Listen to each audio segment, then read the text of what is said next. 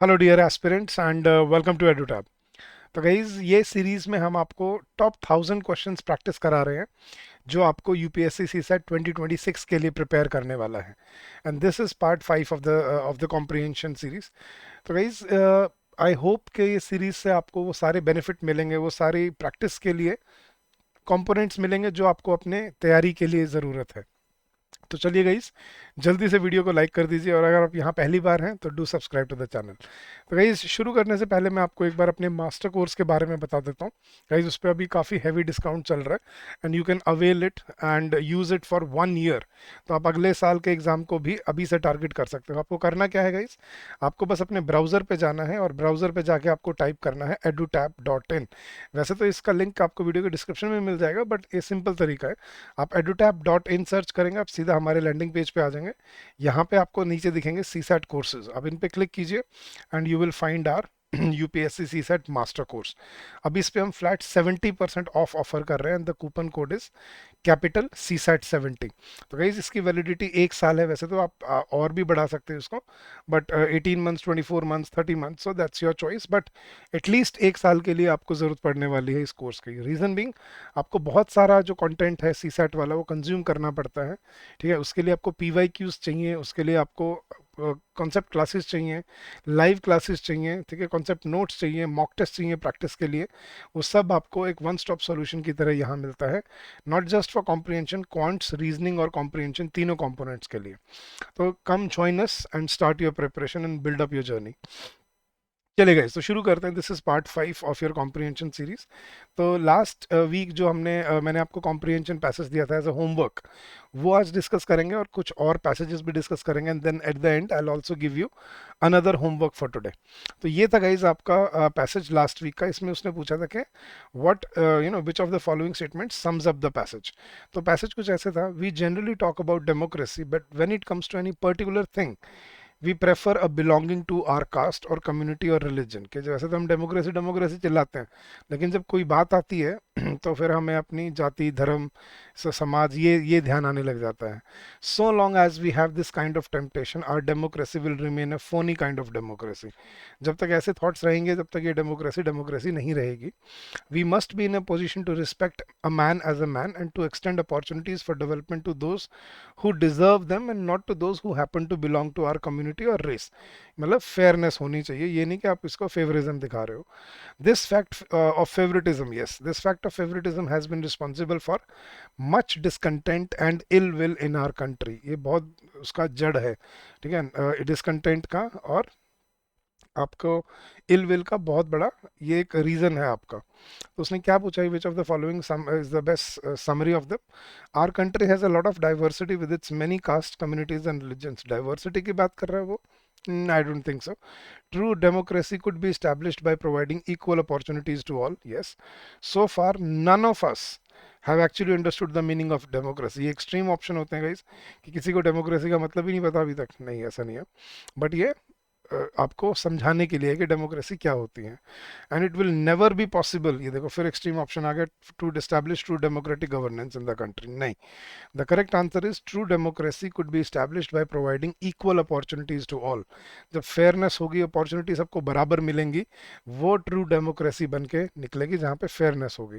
So option B was your correct answer. ठीक है, तो ऐसे पढ़ के समझ के उसको ब्रेक डाउन करके कि ऑथर क्या क्या मैसेज देना चाह रहा है, क्या कहना चाह रहा है इस बात से, वो समझ के आपको आंसर करना होता है। चलेगा इस, अब आज के कुछ पैसेजेस हैं जो हम डिस्कस करने वाले हैं। तो let's begin and let's try to decode the answers there. चलेगा इस, शुरू करते हैं। डिसरप्शन ऑफ, अच्छा उसने क्या पूछा, which of the following is the best explanation of the above passage.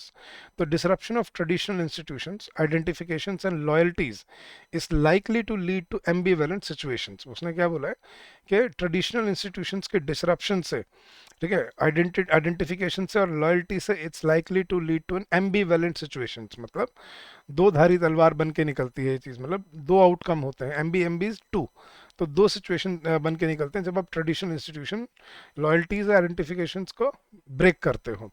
It is possible that some people may renew their identification with traditional groups whereas others align themselves with new groups and symbols emergent from processes of political development. कि दो रास्ते क्या है, एक तो क्या है कि लोग वैसे ही अपने पुराने उससे जुड़ जाएं दोबारा, और दूसरा क्या है कोई नया वो ढूंढ लें हम, ठीक है, न्यू ग्रुप या न्यू सिंबल ढूंढ लें जिससे पॉलिटिकल डेवलपमेंट के से जो इमर्ज करते हैं. In addition political development tends to foster group awareness of variety of class, tribe, region, clan, language, religion, occupation and others. और उसने बोला पॉलिटिकल डेवलपमेंट जो है वो क्या करते हैं, ग्रुप अवेयरनेस जनरेट करती है अमंग अलग different class, tribe, religion, clan, languages of the people. तो उसने ये बोला कि जब हम पिछले पुराने उनसे निकलते हैं तो हम नए तरीकों को भी ढूंढते हैं. तो what is the best explanation of the above passage? Political development is not a unilinear process, for it involves both grow and decay. दोनों चीजें होती हैं, नया भी बनता है और कुछ डीके भी होता है. Yes, traditional societies succeed in resisting positive aspects of political development. कि ट्रेडिशनल सोसाइटी सक्सीड करती है, नहीं, पॉलिटिकल डेवलपमेंट सक्सीड तो नहीं करती, वो दो अलग अलग चीज़ें बनती हैं. कुछ नए, कुछ बदल भी जाते हैं, कुछ पुराने रह जाते हैं. तो incorrect. It is impossible for traditional societies, ये देखो इनकरेक्ट ऑप्शन होते हैं गाइस, इम्पॉसिबल. ये आंसर कभी नहीं ठीक निकलता guys. And fourth, sustenance of traditional loyalties is conducive to political development. क्या ट्रेडिशनल लॉयल्टीज अगर सस्टेन करते रहें तो it is good for political development. ये नहीं कह रहा, वो ये कह रहे पॉलिटिकल डेवलपमेंट से दो रास्ते निकलते हैं, एक तो पुराने वाला और एक एक नया रास्ता निकलता है. तो I think clear answer is option number A. Political development is not a unilinear process, for it involves both growth and decay. कि आगे भी नए रास्ते निकलते हैं और कुछ पुराने भी रह जाते हैं. So that's the that's the explanation of the passage. So option A is your correct answer. चलिए आगे बढ़ते हैं गाइस. फिर उसने पूछा कि what is the most logical and rational inference that can be made from the above passage. क्या inference है गाइस? चलिए पढ़ते हैं. इन्फ्रेंस क्या होता है? लॉजिकल की फैक्ट फ्रॉम द पैसेज. कि एक लॉजिकल की पॉइंट जो पैसेज में दिया हुआ है वो हमें ढूंढना है. तो पढ़ते हैं. Productive jobs are vital for growth and a good job is the best form of inclusion. उसने बोला कि प्रोडक्टिव जॉब्स होना ग्रोथ के लिए बहुत ज़रूरी है, एंड एक अच्छी जॉब होना इज द राइट फॉर्म या best form of inclusion. Inclusion क्या होता है इसके? सभी वर्ग के लोगों को बराबर अपॉर्चुनिटीज मिले ग्रोथ की, तो फाइनेंशियल इंक्लूजन जिसको हम बोलते हैं. फिर आगे वो क्या बोलता है? More than half of our population depends on agriculture, but the experience of other countries suggests that the number of people dependent on agriculture will have to shrink if per capita incomes in agriculture are to go up substantially. कि दूसरे countries के experience से क्या समझ आता है कि लोगों को एग्रीकल्चर सेक्टर से बाहर निकलना पड़ेगा अगर पर कैपिटा इनकम एग्रीकल्चर में बढ़ानी है तो. ठीक है, और हमें ये क्यों समझना है? क्योंकि हमारी आधी, मतलब almost 50% of our population depends on agriculture sector. ठीक है, वाइल इंडस्ट्री, तभी हमें पता है कि एग्रीकल्चर में जो है प्रोडक्टिविटी, लो प्रोडक्टिविटी तो हाई है लेकिन उसकी जो अर्निंग्स हैं, मतलब पर कैपिटा इनकम है, वो काफ़ी लो है because there is high dependence on agriculture. While industry is creating jobs. Industry मतलब वो मैन्युफैक्चरिंग की बात कर रहे हैं. तीन अपने पिलर्स होते हैं ना, मैन्युफैक्चरिंग, सर्विसेज और agriculture. While industry is creating jobs, मतलब manufacturing sector is creating jobs, too many such jobs are low productivity non contractual jobs in unorganised sector. तो वो कहते हैं जॉब्स तो आ रही हैं मैन्युफैक्चरिंग में लेकिन वो लो प्रोडक्टिविटी और नॉन कॉन्ट्रैक्चुअल जॉब्स हैं, मतलब डेली वेजेस वाली in the unorganised sector, offering low incomes, little protection and no benefits. के इसमें काफ़ी लो इनकम होती है, प्रोटेक्शन तो होती ही नहीं है, और बेनिफिट तो कहाँ मिलेंगे. Service jobs are relatively of high productivity but employment growth in services has been slow in recent years. के सर्विसेज में जो जॉब्स निकलती हैं वो हाई प्रोडक्टिविटी प्रोडक्टिव जॉब्स होती हैं लेकिन एम्प्लॉयमेंट ग्रोथ सर्विसेज सेक्टर में स्लो रहा है पिछले कुछ सालों में. तो क्या इन्फ्रेंस निकाला जा सकता है यहाँ से गाइस? अब ऑप्शन पढ़ते हैं. We must create conditions for the faster growth of highly productive service jobs to ensure employment growth and inclusion. कि हमें सर्विस सेक्टर में हाईली प्रोडक्टिव जॉब्स को बढ़ाना होगा. Okay, we must shift the farm workers to the highly productive manufacturing and service sector. Productive तो है ही नहीं manufacturing sectors to ensure the economic growth and inclusion. तो ये आई थिंक इनकरेक्ट है. We must create conditions for the faster growth of productive jobs outside of agriculture even while improving the productivity of agriculture के agriculture के बाहर भी हमें productive jobs बनानी पड़ेंगी और एग्रीकल्चर को भी इम्प्रूव करना पड़ेगा. Yes, and we must emphasise the cultivation of high yielding and hybrid varieties and genetically modified crops to increase the per capita income. Not mention, not even true. तो A या सी में से ही अपने option बनते थे. तो we must create conditions for the faster growth of highly productive service jobs to ensure कि मतलब सारे को सर्विसेज में घुसा दो, नहीं, मैन्युफैक्चरिंग में भी जाना पड़ेगा लेकिन प्रोडक्टिव जॉब्स क्रिएट करके. तो I think the better option is option number C. We must create conditions for the faster growth of productive jobs outside of agriculture के बाहर, मैन्युफैक्चरिंग में भी, सर्विसेज में भी, और even beyond that, and even while improving the productivity of agriculture. और साथ साथ हमें एग्रीकल्चर की प्रोडक्टिविटी को भी इंप्रूव करना पड़ेगा, तभी वो इंक्लूजन और आपको प्रोडक्टिव जॉब्स मिल पाएंगी कंट्री में. So option she was the correct answer. चलेगा, इस नेक्स्ट पैसेज पे चलते हैं. उसने कॉरोलरी पूछी है, what is the most logical corollary from the passage. तो पढ़ते हैं. कॉरोलरी इन्फ्रेंस एक ही चीज होती है गाइस, अ लॉजिकल की पॉइंट फ्रॉम द पैसेज. तो वो ढूंढना है हमें. तो पढ़ते हैं. An increase in human-made carbon dioxide in the atmosphere could initiate a chain reaction between plants and microorganisms that would unsettle one of the largest carbon reservoirs on the planet soil. वो क्या कह रहा है कि human made जो carbon dioxide, हम जो CO2 emit करते हैं एटमॉस्फेयर में, उससे क्या हो सकता है, प्लांट्स और माइक्रो ऑर्गेनिजम्स के बीच में एक चेन रिएक्शन शुरू हो सकता है. It could initiate a chain reaction that would unsettle one of the largest carbon reservoirs के, धरती पे जो सबसे बड़ा जो कार्बन रिजर्वोयर है प्लैनेट पे, उसको अनसेटल कर सकता है ये चेन रिएक्शन. उसने क्या बोला, आगे पढ़ते हैं. In a study it was found that the soil which contains twice the amount of carbon present in plants and earth atmosphere combined, कि अर्थ के एटमॉस्फेयर में और प्लांट्स में जितना कार्बन है उससे दुगना सॉयल के अंदर दबा होता है. तो it was found that the soil which contains twice the amount of carbon present in plants and earth's atmosphere combined could become increasingly volatile if people add more carbon dioxide to the atmosphere. के वो volatile हो सकता है, मतलब soil के अंदर जो carbon है वो क्या बोलते हैं, इट कैन बिकम वॉलेटाइल अगर हम और कार्बन डाइऑक्साइड एटमॉस्फेयर में ऐड करेंगे. तो क्यों होगा ये देखने guys. This is largely because of increase plant growth. आपको ये पता है, हमें जैसे ऑक्सीजन चाहिए जीने के लिए, हम कार्बन डाइऑक्साइड छोड़ते हैं वाइल ब्रीदिंग. प्लांट्स क्या करते हैं, प्लांट्स को जीने के लिए चाहिए कार्बन डाइऑक्साइड, उनको कार्बन डाइऑक्साइड वो कंज्यूम करते हैं और ऑक्सीजन देते हैं हमें. यही बैलेंस है. लेकिन अगर ज़्यादा कार्बन डाइऑक्साइड होगी तो प्लांट को ग्रोथ ज़्यादा मिलेगी, राइट. तो this is largely because of increase plant growth. Although a greenhouse gas and a pollutant, carbon dioxide also supports plant growth. यही मैं कह रहा था ना कि कार्बन डाइऑक्साइड से प्लांट को ग्रोथ भी मिलती है. वैसे तो हमारे लिए तो पॉल्यूटेंट है, वो ग्रीन हाउस गैस है, लेकिन प्लांट के लिए वो अच्छी है, उसको ग्रोथ मिलती है.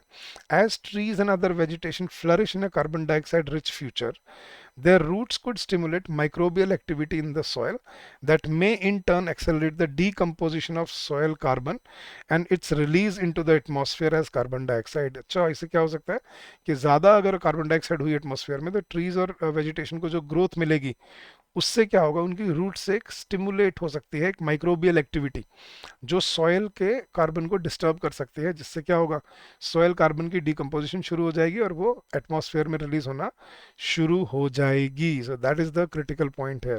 तो ज़्यादा कार्बन डाइऑक्साइड छोड़ना भी हमारे लिए नुकसानदायक है, वैसे तो है ही हमारे खुद के लिए, बट प्लांट्स के पॉइंट ऑफ व्यू से भी हमारे लिए वो एक मतलब एक डेंजरस चीज है. तो क्या कॉरोलरी है, carbon dioxide is essential for the survival of micro organisms and plants. No, that's not the corollary.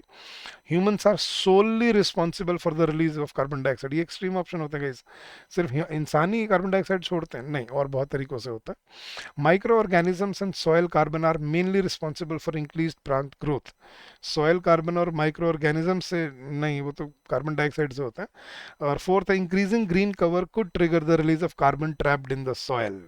यही ऑप्शन बचा था, यही वो कह भी रहे कि अगर ज़्यादा ग्रीन कवर होगा तो उससे क्या होगा, जो सॉयल में जो कार्बन ट्रैप्ड है वो ट्रिगर हो सकती है और रिलीज हो सकती है उससे. तो हम जो carbon dioxide, man made carbon dioxide छोड़ रहे हैं, उससे ये चेन रिएक्शन ट्रिगर हो सकता है. चेन रिएक्शन क्यों, अगर वो ट्रैप होना शुरू होगी और मतलब वो रिलीज होना शुरू होगी जो सॉयल में कार्बन है, ठीक है, वो फिर अब और प्लांट्स को मिलेगी और उनको ग्रोथ मिलेगी और ग्रीन वेजिटेशन बढ़ेगी, फिर उससे और कार्बन डाइऑक्साइड रिलीज होगी, उनको और ग्रोथ मिलेगी, तो ये एक चेन रिएक्शन बन जाएगा. So option D was the correct answer है. चलिए गाइस, नेक्स्ट पैसेज पे चलते हैं। The passage seems to suggest, क्या पैसेज क्या सजेस्ट कर रहा है हमें वो ढूंढना है।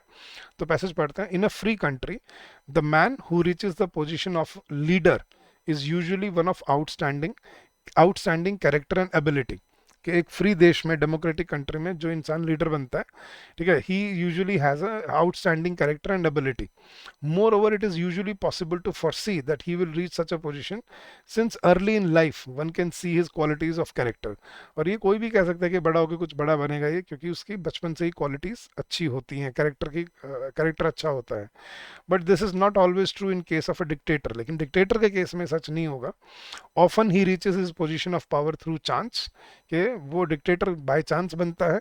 Very often through the unhappy state of his country, ठीक है, और ज़्यादातर किस वजह से, क्योंकि देश में बड़ी मुश्किलें होती हैं, बड़ी दुविधा होती है, देश में बड़ी परेशानियां होती हैं, और इस कारण से डिक्टेटर बाय चांस क्या होता है, अपने पावर ले लेता है, and he becomes a dictator of the country. तो क्या कह रहे हैं, a leader foresees his future position, a leader is chosen only by a free country, ये एक्सट्रीम ऑप्शन इनको एलिमिनेट कर दो। A leader must see that his country is free from despair, या despair in a country sometimes leads to dictatorship। Guys, the जो की point है जो यहाँ पे मेंशन्ड है वो है आपका ऑप्शन नंबर डी, के देश में अगर दुख दर्द होगा, डिस्पेयर होगा, तो it can lead to dictatorship. तो देश का खुशहाल होना ज़रूरी है, फ्री डेमोक्रेटिक कंट्री होना ज़रूरी है, उसमें ग्रोथ, एम्प्लॉयमेंट और कंटेंटमेंट होना बहुत ज़रूरी है, उसी से देश आगे डेमोक्रेटिक रहता है। अगर दुख दर्द पीड़ा होगी देश में, तो फिर डिक्टेटरशिप आना भी बहुत ईजी होता है। So that is what the passage seems to suggest. So option D was your answer है। चले गाइस, तो ये थे आज के आपके डिस्कशन पैसेजेस। आई होप आपको समझ आ रहा होगा कि कैसे हमें पढ़ के अपनी खुद की सेंसेस को भी यूज़ करना होता है, लॉजिक को भी यूज़ करना होता है अपने आंसर ढूंढने के लिए। और ये गाइस आपका आज का होमवर्क पैसेज। इसमें उसने तीन आपको वो दिए। What is the present constraints in using biomass as fuel for power generation। तो अकॉर्डिंग टू द पैसेज आपने कंस्ट्रेंट ढूंढना है। छोटा सा पैसेज है, पढ़ते हैं। Some liquid biofuel such as corn based ethanol mainly for transport may aggravate rather than ameliorate carbon emissions on a life cycle basis। Second generation biofuels based on lignocellulosic feedstocks such as straw, bagasse, grass, and wood hold the promise of sustainable production that is high yielding and emit low levels of greenhouse gases, but these are still in the R&D stage। तो आपने बताना है कि which of the following is the constraint in using biomass as fuel for power generation. तो let me know your answer in the comment section of the video.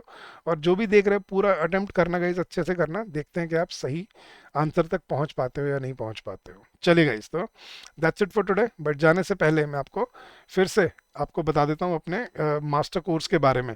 Guys ध्यान रखना, आपको बस क्या करना है, आपको अपने ब्राउज़र पे जाना है, और ब्राउज़र पे जाके आपको टाइप करना है edutap.in। आप जैसे edutap.in टाइप करेंगे, आप हमारे लैंडिंग पेज पे आ जाएंगे। यहाँ पे नीचे आपको CSAT कोर्सेज दिखेंगे। Click on the CSAT courses and you will see your master course when you scroll below. तो ये है आपका मास्टर कोर्स। इसमें क्वांट्स, रीजनिंग, इंग्लिश सभी की आपको concept classes already recorded form में मिलते हैं, जिसमें सारे पिछले 12-13 सालों के PYQs सॉल्यूशन फॉर्म में, वीडियो फॉर्म में अवेलेबल है। आप सारे अपने अपने उससे देख सकते हो। लाइव क्लासेस भी कंडक्ट होती हैं एग्जाम से पहले। कॉन्सेप्ट नोट्स मिलेंगे हर चैप्टर के लिए, मॉक टेस्ट मिलेगा प्रैक्टिस करने के लिए, और गाइडेंस और मेंटरशिप प्रोग्राम है जिसमें आपको हम एज फैकल्टी मेंबर्स हेल्प करते हैं आपकी क्वेरी रिजॉल्व करने में। So this is a one stop solution for your preparation and for your journey ahead. Guys, इस पे अभी हम 70% ऑफर कर रहे हैं और discount. The coupon code is CSAT70 capital में। सो इसका लिंक वीडियो के वैसे डिस्क्रिप्शन में भी दिया हुआ, but you can also visit our website and go about it. So that's our course, master course for you। और अगर आपका कोई डाउट है, कोई query, you can always call us on this number which is 8146207241, or you can also drop us an email at hello@edutap.co.in। that's our official email ID। तो guys, आज के लिए इतना ही। I'll see you again in another video, in a couple of days। So keep on working hard guys, keep on giving your best, and this will help you in the long run, this will help you to prepare better and target your exam with confidence। So all the very best। uh, keep on working hard, keep on giving your best, and I'm sure you will come out with flying colors। So thank you so much, and happy learning to all of you।